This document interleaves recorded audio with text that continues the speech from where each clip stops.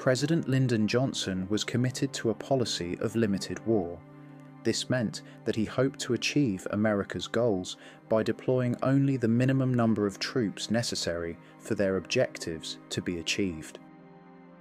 In contrast, the North Vietnamese government and the Viet Cong were united in their objective to reunify Vietnam under communist rule. They knew that they could afford to be patient and fight for as long as it took, since time, terrain, and local support were all in their favour. This fundamental difference in political motivations and the military resources available to each side saw vastly differing methods of warfare adopted during the Vietnam War.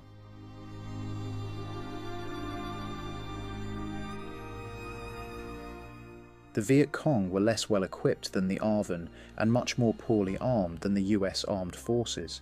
However, this became an advantage. Rather than engage in conventional warfare, the Viet Cong used guerrilla tactics, making them an elusive and formidable enemy. The VC blended into the civilian population so thoroughly that US and ARVN troops found it almost impossible to distinguish between civilians and combatants.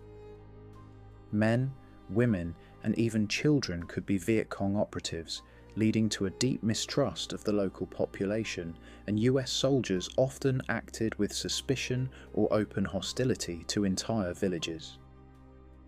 The Viet Cong and the North Vietnamese Army used the principles of guerrilla warfare, relying on ambushes, booby traps, and close-range attacks to undermine the superior equipment of the US and South Vietnamese forces. Furthermore, the Viet Cong made extensive use of underground tunnel networks, which they had first constructed to fight the French. Over time, these networks became highly sophisticated, and in the Cu Chi region, approximately 100 miles of tunnels were constructed. These tunnel systems linked villages and provided hidden transport routes, enabling movement of troops and supplies while offering shelter from airstrikes. Many were even equipped with hospitals, living quarters, and weapon storage facilities. Due to their narrow dimensions, the tunnels were largely inaccessible to American soldiers, many of whom were too large to navigate them. Initially, the US Army deployed specially trained short soldiers known as tunnel rats to search and clear the tunnels, but these missions were extremely dangerous and often unsuccessful. Eventually, the Americans resorted to bulldozing and destroying tunnel entrances when they were found.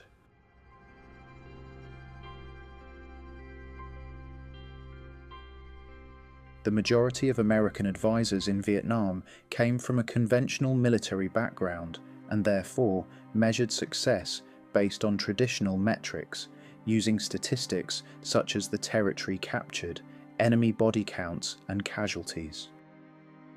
While US troops made some efforts to win the support of the South Vietnamese population through village outreach programs, most US tactics were focused on destruction, believing that their superior firepower and wide range of military hardware would win the war.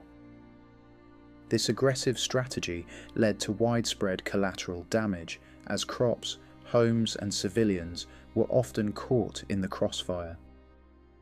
Such enormous destruction alienated many South Vietnamese civilians, increasing support for the Viet Cong rather than diminishing it. The main US strategy against the Viet Cong was search and destroy operations. This involved small units patrolling the jungle, locating enemy camps or supply caches before calling in air support to destroy them or to spray chemical agents across the area. The strategy was intended to work with ARVN forces operating inside a defensive US perimeter. However, the terrain was treacherous, and the Viet Cong had laid many traps and landmines in anticipation of these missions. most combat consisted of jungle ambushes and sudden small-scale attacks rather than larger traditional battles. Missions were deemed successful by US military standards if around 1,000 Viet Cong were killed at the expense of under 100 US deaths. However, the Viet Cong were not worried about their losses, as they could easily recruit more soldiers.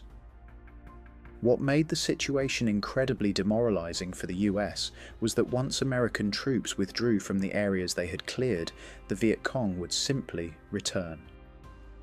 Search and destroy operations caused significant suffering for civilians, destroying homes and crops and turning around 4 million South Vietnamese into refugees.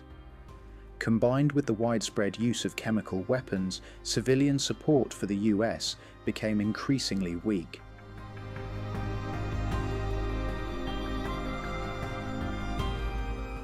In early 1965, the United States did not have official combat troops in Vietnam beyond the elite Green Berets and Air Force personnel, although many of these military advisors were already accompanying ARVN troops into combat operations. Publicly, President Johnson remained reluctant to escalate US involvement by committing ground forces. Instead, in February 1965, he authorized Operation Rolling Thunder, a sustained aerial bombing campaign against specific targets across North Vietnam. While military leaders had recommended a massive bombing effort across all major North Vietnamese cities, Johnson initially opted for a more restrained approach. The operation originally focused on areas near the border with South Vietnam and deliberately avoided bombing Hanoi and Haiphong, the country's largest port. An additional restricted bombing area was established near the Chinese border to avoid provoking their involvement. The campaign also targeted the country's limited industrial infrastructure and the Ho Chi Minh Trail, a critical supply route from North to South Vietnam. US aircraft also dropped napalm on enemy positions.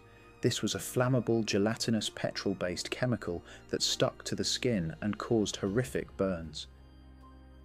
The incredibly devastating pineapple bombs were also used, which detonated above the ground and fired deadly ball bearings over a wide area.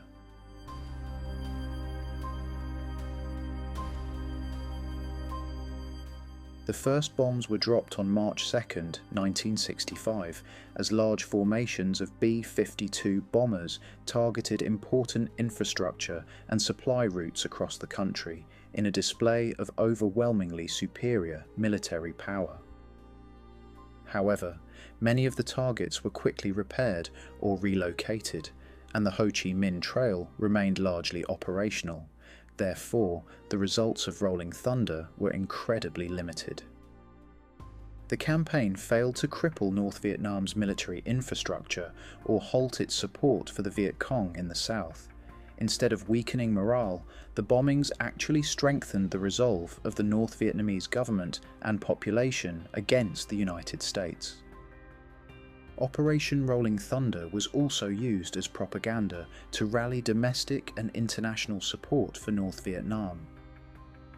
The enormous number of civilian deaths caused by the bombings led to global condemnation and the growth of anti-war sentiment, as horrific images and reports of the bombings began to fuel opposition to the war in the United States. Furthermore, the failure of the early bombings to bring North Vietnam to the negotiating table for peace talks led the US to escalate their military commitment, including the deployment of ground troops, marking a shift from a limited war to full US involvement. Although there was a temporary ceasefire during Christmas, the bombing resumed in January 1966, after North Vietnam rejected American peace terms, and as a result, the campaign was expanded and continued until the end of 1968. In short, while Operation Rolling Thunder did inflict widespread damage on North Vietnam, it failed to bring about peace negotiations or to significantly weaken the enemy war effort.